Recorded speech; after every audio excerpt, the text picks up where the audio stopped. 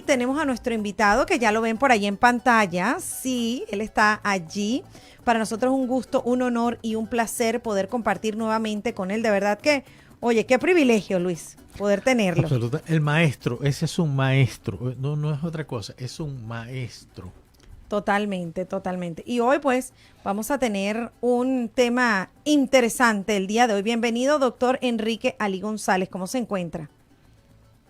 Muchas gracias nuevamente por la invitación a este programa tan importante y tan interesante, y en donde ustedes hacen unas preguntas que realmente hacen pensar bastante a mí mismo también.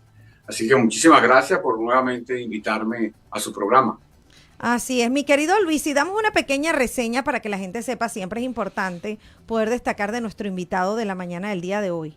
¿Cómo no? El invitado hoy es el doctor Enrique Ali González Ordosgoiti. Él es sociólogo, egresado de la Universidad Central de Venezuela, doctor en Ciencias Sociales de la misma universidad, estudios en el Instituto de Teología para Religiosos en la Universidad Pontificia Salesiana de Roma, programa avanzado de estudio de teología en la Universidad Católica Andrés Bello, profesor de religiones comparadas, profesor de antropología de lo sagrado y de religiones comparadas. Como les dije, es un maestro, una persona, caramba, que yo la admiro enormemente. Mira, y como decían en Venezuela, y la Colonia Tovar cuando quedaba más, y la Colonia Tovar, y más. Así que bueno, hoy vamos a hablar de un tema muy interesante. Nuevamente la bienvenida y las gracias. Siempre agradecemos a nuestros invitados por su tiempo, por su disposición. Hoy vamos a hablar sobre la Cruz de Mayo, mi querido Luis. Así es. Un interesante tema sobre la celebración de la Cruz de Mayo. Y yo voy a iniciar comentándole, preguntándole a nuestro invitado del día de hoy, ¿quién mejor que él que nos pueda responder qué significa la celebración de la Cruz de Mayo? Bueno, con la celebración hoy, 3 de mayo, porque también se celebra en septiembre otra parte que es la exaltación de la cruz. En este caso se celebra el descubrimiento de la cruz de Cristo por parte de Santa Elena, la madre de Constantino. Ella descubrió dónde estaban las cruces de Cristo y de los dos que fueron crucificados junto con él, las rescató y las incorporó como parte del legado para lo que después sería nuestra Iglesia Católica. Entonces, ese hecho del descubrimiento de dónde estaba la cruz en donde había muerto nuestro Señor se celebra en todo el mundo cristiano católico el 3 de mayo. Y es una celebración importante que además se ubica dentro del ciclo cristológico del año y también viene a ser entonces pues una fiesta después de haberse dado la Semana Santa y haberse efectuado la resurrección. Entonces, después de la resurrección, ya Cristo no está en la cruz, pero queda la cruz, y entonces esa cruz se conmemora su descubrimiento como una fiesta de primavera y también se llama la Cruz Florida. Okay. O sea, es por eso que para esa fiesta de la Cruz de Mayo, la cruz es adornada con flores de distintos colores. Claro, y además de eso me acuerdo una anécdota. Una vez en un foro aquí en Venezuela, una persona, muy amigo mío, pero que tiene una posición distinta desde el punto de vista religioso, decía que la Cruz de Mayo no era una fiesta cristiana porque en la cruz no aparecía Cristo. Entonces yo decía, bueno, pero si Cristo acaba de resucitar, no se va a volver a colgar en la cruz para que vuelvan a crucificar otra vez. Claro. Es decir, y acaba de pasar la Semana Santa, ya la cruz está sola, no está con Cristo dentro de ella, y entonces más bien se reivindica la resurrección, que la cruz quedó a salva, y se vincula con una fiesta de primavera, con todo lo que significa el florecimiento en primavera. Entonces eso hace que, por ejemplo, cuando se quiera, en la devoción que tienen distintas personas, esa cruz se llena de colores, porque precisamente ya significa la resurrección, la luz, la multiplicidad de lo real y la multiplicidad de la belleza de los colores. Por eso es que la cruz tiende a ser muy florida y muy colorida. Sabes que yo conversando con un amigo sobre la conversación que estamos teniendo contigo, él me decía, pero ¿qué nos dice la Cruz de Mayo? Me preguntaba, ¿qué nos dice? ¿Cuál es el mensaje que nos trae la Cruz de Mayo? Y él me hace esa pregunta porque él tampoco profesa la misma o tiene las mismas creencias religiosas que yo. Y él me decía, ¿por qué celebrar la Cruz de Mayo, la cruz donde crucificaron a alguien?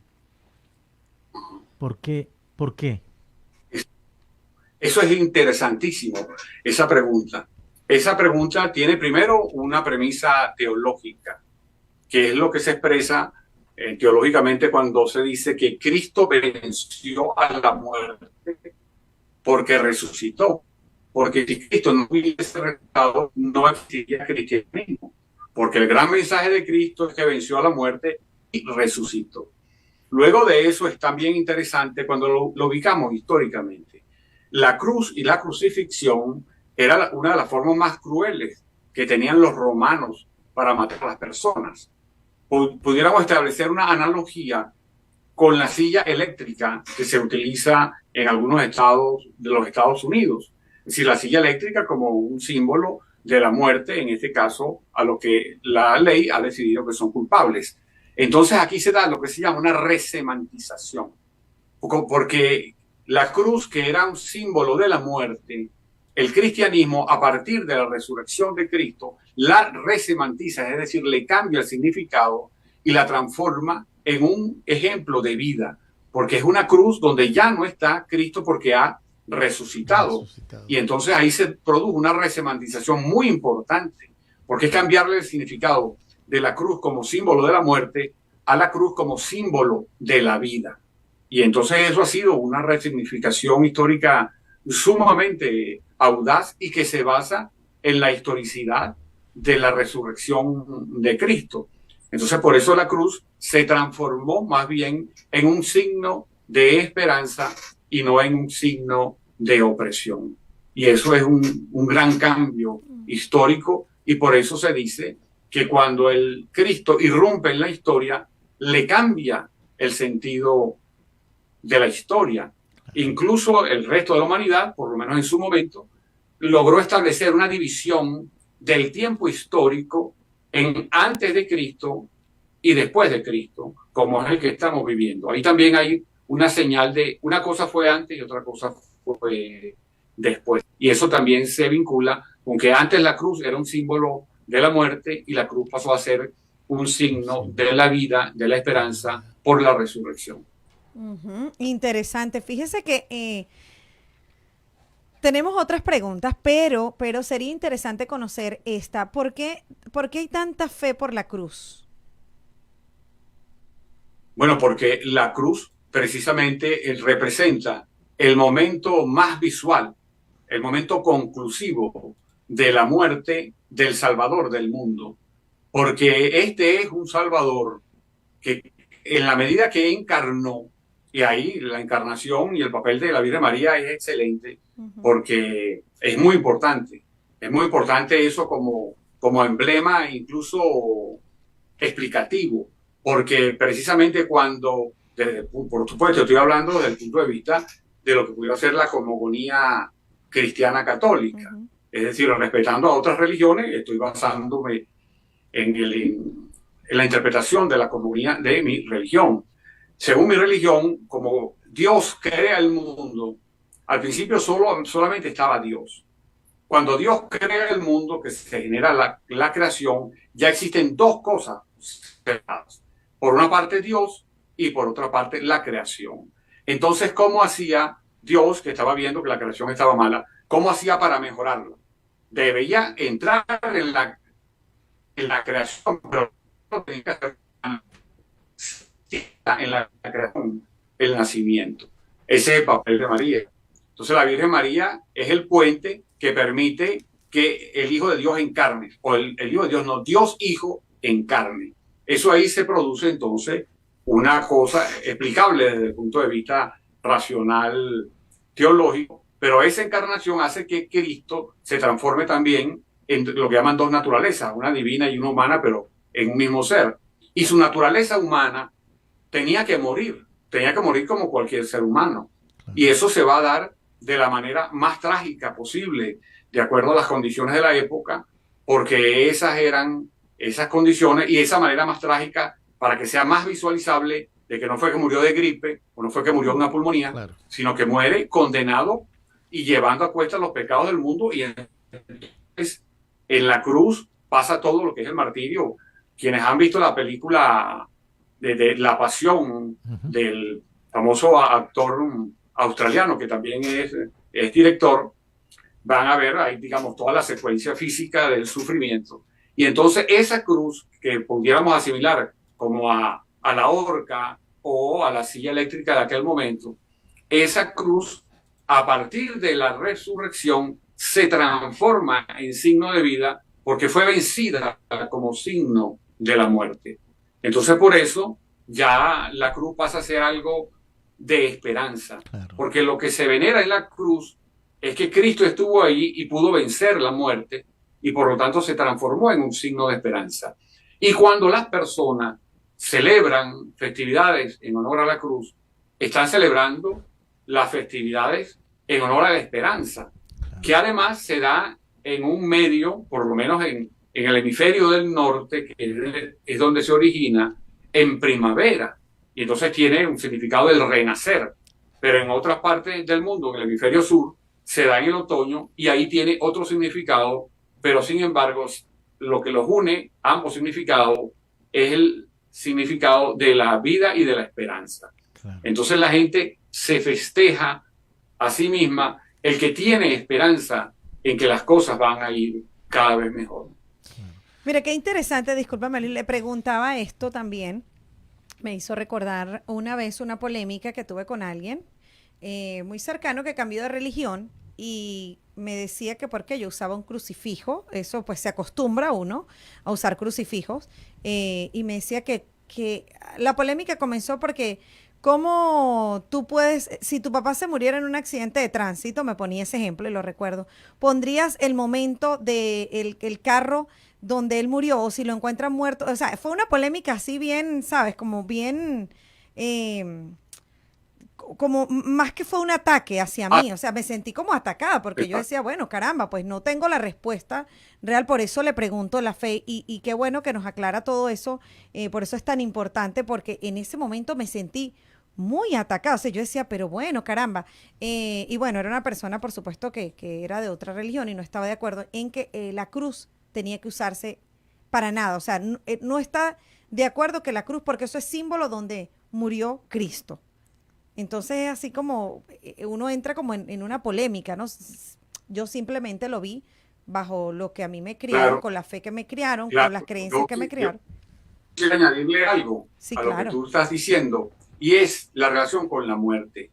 Un cristiano católico sabe que la muerte es transitoria, porque existe la vida eterna. Por eso es que la Iglesia permanentemente dice, no hay que olvidarse de nuestros muertos. Nuestros muertos siguen con nosotros. Y eso es lo que significa, por ejemplo, cuando en el credo se dice que uno está acompañado de los santos. Ahora, los santos no solamente son los santos canonizados. Los santos son todos aquellos católicos bautizados que murieron recibiendo los sacramentos o murieron en un buen clima siguiendo aceptando a Cristo. Entonces uno no se separa de los muertos. Incluso la Iglesia Católica tiene un día a la semana para hacer rosario de ánimas y en todas las misas diariamente uno puede saludar o mandar oraciones para los difuntos. Y si tú, por ejemplo, colocaras la foto en este caso, de esta persona que se murió en un accidente de tránsito, tú con eso no estás celebrando que él haya muerto, sino te estás recordando cuando esa persona partió a vivir la vida eterna y por lo tanto a alcanzar una mayor felicidad que la que tenía aquí, porque nosotros no creemos que exista la muerte total, sino la muerte es simplemente un intercambio momentáneo para pasar a la vida eterna. Por eso es que nosotros no estamos haciendo un culto a la muerte cuando nos colocamos una cruz, incluso un crucifijo, sino que estamos diciendo, fíjense, esto era para mucha gente este símbolo, un símbolo de muerte, y sin embargo, Cristo resucitó. Entonces, simplemente recordar ante todo el mundo que nosotros sabemos que la muerte fue vencida por Cristo. Qué maravilla. Enrique, una pregunta que se me ocurre, que tú hablabas de la celebración nuestra en Occidente era muy particular, pero ¿es que se pudiera trazar en algún momento algún paralelo entre la celebración de la Cruz de Mayo que coincide con la primavera? ¿Estaremos celebrando también la Madre Tierra que nos va a dar fruto? Es renacer después de salir de un invierno tan fuerte en el caso de Estados Unidos o en el caso de cualquier otro país occidental. ¿Estamos celebrando también eso? Bueno, aquí tendríamos que hacer dos precisiones. Primero, una precisión histórica y luego una precisión teórica. La precisión histórica es que todos los días, los 365 días del año, se dan en cualquier hemisferio, sea el hemisferio norte o sur, en algún solsticio, o solsticio de invierno, o solsticio de verano, o en algún equinoccio, equinoccio de primavera y equinoccio de otoño. Ahora, el que cualquier celebración siempre se va a dar bajo este tipo de fenómeno solar, no significa que cada celebración tenga que ver teóricamente con ese tipo de fenómeno. Por ejemplo, hay fiestas de la cosecha que se hacen en cualquier país en donde la agricultura cumpla un ciclo permanente, o sea, un ciclo anual. Se hacen fiestas de la cosecha, fiestas de la vendimia, que pueden coincidir con la primavera. Ahora, esas fiestas están vinculadas a las cosechas y por lo tanto muy vinculadas al aparecer de los brotes que puede darse en primavera.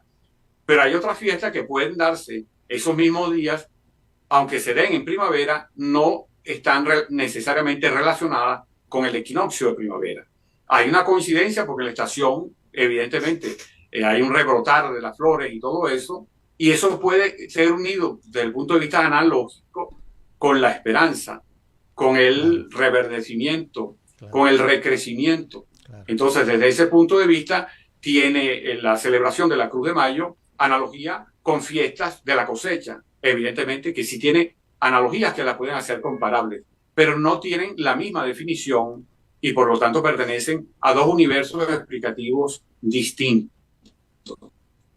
Y eso sucede, así sea en invierno, así sea en otoño, porque cada estación puede ser resumida desde el punto de vista simbólico con grandes planteamientos. Por ejemplo, se pudiera asimilar el invierno a la muerte, a una muerte especial, especialmente si la vinculamos con el sol. Eso es una identidad más o menos que puede darse fácilmente con el invierno. Pero eso no significa que las fiestas que se dan en invierno, en el caso del hemisferio norte, como es el 24 de diciembre, el Niño Jesús, que eso tenga que ver directamente como fenómeno explicativo con el invierno. Entonces, hay fiestas que se hacen en primavera, evidente. Fiestas que, por supuesto, por el renacer, también significan una esperanza en la renovación de la vida vegetal y en algunos casos también de la vida vegetal. Eso es una coincidencia que se aprovecha desde el punto de vista teórico para enlazarla con las explicaciones de la Cruz de Mayo, pero la Cruz de Mayo también tiene una explicación histórica. Fue su descubrimiento donde estaba sepultada esas cruces ya enterradas, ya habían pasado más de 3 siglos cuando fueron descubiertas. Es decir, hay un principio histórico que fue el descubrimiento de la cruz por parte de Santa Elena, la mamá del emperador Constantino. Ahora, eso se da digamos, en época de primavera, entonces se van vinculando, pero son dos cosas que se complementan, pero no se subsumen en la explicación. Muy interesante. También nos gustaría conocer, bueno, el tiempo se agota, el tiempo pasa súper rápido y tenemos que aprovechar al máximo. ¿Cómo se celebran la Cruz de Mayo en Venezuela en las distintas partes? Bueno, a lo mejor las más relevantes, ¿no? Todas me imagino que tienen una celebración probablemente diferente, pero ¿cómo se hacen las más relevantes? Sí, bueno, la última vez que hicimos, que logramos organizar algunos datos, porque esto lo venimos también trabajando en distintos trabajos de campo de los años 70, podríamos decir que aproximadamente en 3.000, un poco más de 3.000 localidades se celebran festividades en honor a la Cruz de Mayo. Alrededor de 3.000 en el país. Eso es bastante. Hay distintas tendencias que más o menos se agrupan de acuerdo a las regiones. Normalmente un elemento que está presente en algunos casos, en casi o muchísimos de los casos, es el velorio. Pero hay otros, como algo muy cercano a Caracas, como es Guatire, en lo que llama la Santa Cruz de Pacairigua, que es que no solamente se celebra la Cruz de Mayo, sino que la Santa Cruz de Pacairigua es la patrona de Guatire. Entonces también entra en su celebración, se celebra como fiesta patronal, que por supuesto incluye procesión, incluye misa, pero también incluye velorio, o incluso también, como le dicen en la zona de Guatire y Guarena, bailorio, que es que se está dando el velorio con cantos a lo que llaman a lo divino, y luego en determinado momento se tapa la cruz y se empieza a bailar joropo. Por eso lo llaman bailorio. Esa es una forma. Hay otra forma, por ejemplo, con las llamadas parrandas, las parrandas de la Cruz de Mayo, que se dan en algunos lugares o en muchos lugares de Barlovento, también en muchos lugares de la costa central, especialmente, bueno, toda la costa central, que incluiría al estado Vargas y al estado Miranda y al estado Aragua. Muy famosa y muy importante, incluso desde el punto de vista musical. En otras ocasiones yo he afirmado lo siguiente: la cantidad de ritmo que se siente en las parrandas centrales, tanto las de Aragua como las de Barlovento, ese ritmo es tan pegajoso que, aunque tradicionalmente no se baila, uno de los grandes aportes que pudiera hacer la música venezolana a la música mundial es lograr transformar esos ritmos en ritmos bailables, y estoy seguro que serían ritmos que arrasarían en el mundo, porque es tal la intensidad y la diversidad y la polifonía y la polirritmia de estos tipos de parrandas vinculadas especialmente a la Cruz de Mayo, que sería una cosa importantísima. Luego hay otras zonas del país que se caracterizan por lo que llaman los tonos de velorio. Por ejemplo, el centro-occidente, especialmente Lara, Falcón, Yaracuy, y también en los llanos, los tonos de velorio, que entonces ahí se desarrolla no tanto la parte rítmica que conduzca, por ejemplo, a deseos de bailar, sino se desarrolla una polifonía que ha sido estudiada y ha llamado la atención de los principales musicólogos. Porque, por ejemplo, yo no soy músico, lo voy a explicar muy choretamente porque no soy músico, pero por ejemplo, es una polifonía, hay voces de distinta altura, de distinta tesitura, incluso algunas de las voces cantan en falsete, lo cual hace que haya una complejidad muy hermosa, porque estos tonos además se hacen tonos a lo divino. Los de Yaracuy y los de Falcón son muy famosos, son muy hermosos, sumamente hermosos, y giran y también, por ejemplo, alrededor de la Cruz de Mayo, porque la Cruz de Mayo, por lo menos en todo lo que tiene que ver con la costa y el llano, se ha desarrollado de una manera bastante importante. No tanto, por ejemplo, en la zona de los Andes o en la zona del Zulia, pero sí en estos estados a resto de costa que van desde el Falcón hasta el estado Sucre, y luego la parte de los llanos se vincula mucho lo que llaman los tonos de velorios de la Cruz de Mayo. Oye, qué cosa tan... Ahora dime una cosa, Enrique. En otros países latinoamericanos se celebra la Cruz de Mayo, hay fiestas de eso. ¿Y cómo se celebra? ¿Cuál es la diferencia? Bueno, cómo no. Eso es una fiesta católica, cristiana católica, que está en todo el mundo. digamos, en todo el mundo católico está. Ahora se hace de distinto. Por ejemplo, en lo que tiene con lo que hoy en día se llama la España peninsular y la España americana o Iberoamérica, que eso incluye tanto el Reino de España como las naciones hispanoamericanas, hay mucha unidad en cuanto a la manera de celebrar la Cruz de Mayo, porque también esta celebración vino y nos llegó a nosotros, atraída por los españoles, pero después se fue enriqueciendo en cada lugar, alimentado por las corrientes ya no solamente españolas, sino indígenas y africanas. Por ejemplo, hay un aporte, lo que llaman, por ejemplo, cuando un musicólogo va a analizar la parte musical de la Cruz de Mayo, habla de los instrumentos cordófonos, es decir, cuatro, guitarra, bandolina, etcétera. Todo eso tiene, evidentemente, una raíz hispánica, pero también tiene otros instrumentos, como son los distintos tipos de tambores, en donde en algunos casos han sido, o por lo menos en el caso de Venezuela, hay una evidente ascendencia africana de esos tambores, pero en cambio en zonas donde hay mayor presencia indígena, como puede ser Bolivia y Ecuador, muchos de esos tambores tienen más bien influencia o ascendencia indígena.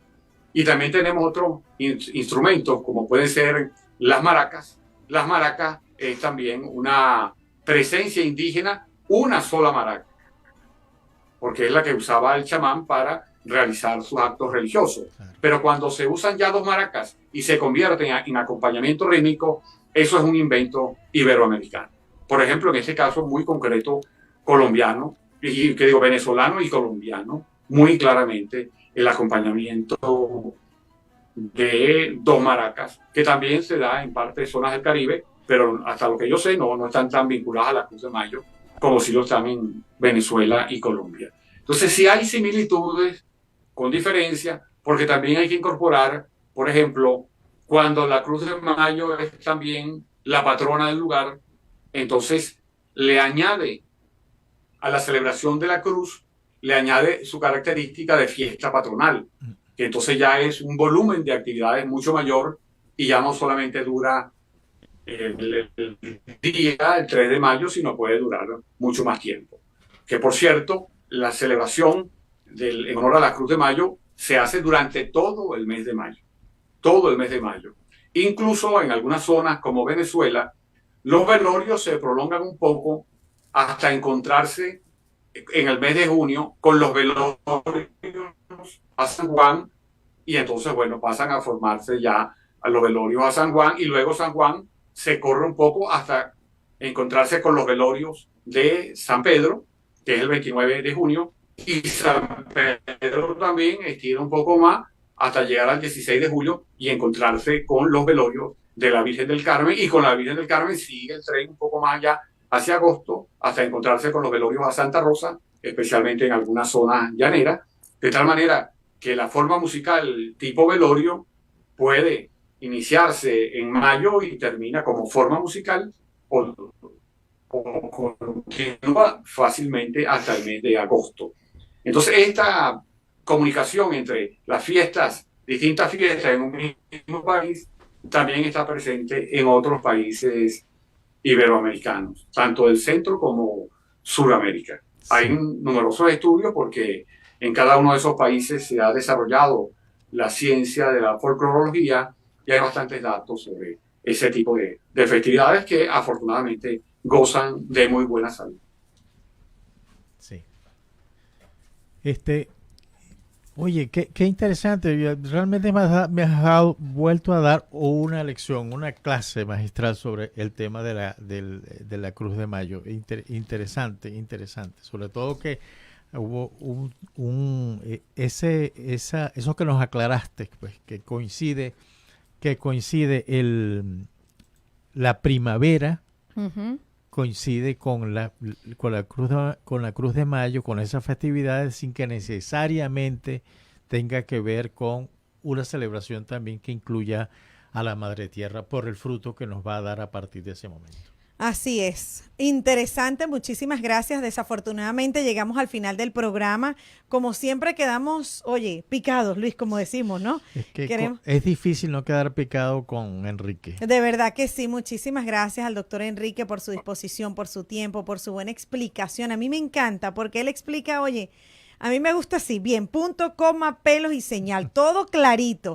Fíjense que yo quiero despedir el programa con una de nuestras invitadas también, que ustedes saben que yo busco y busco hasta que encuentro, Luis, tú sabes cómo soy yo, a nuestra querida Judy Rodríguez. Ah, sí, sí, sí. Con un tema de los velorios de cruz en Venezuela. O eso sea, es una muy maravilla. apropiado, porque a ella también la tuvimos aquí. Oye, es una gran artista. Así que qué mejor que vamos a despedir el programa agradeciéndole al doctor Enrique Ali González por su participación, por instruirnos. De verdad que muchísimas gracias.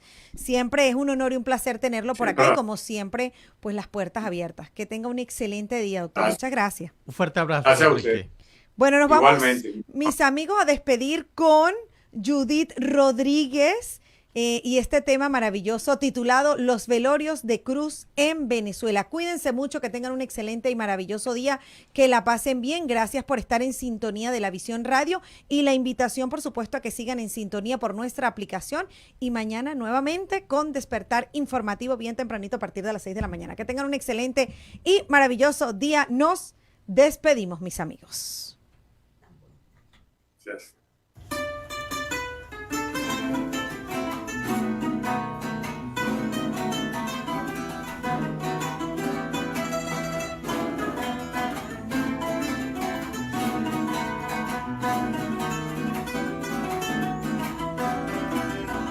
Llegando a la cruz de mayo, de rogativa y pasión.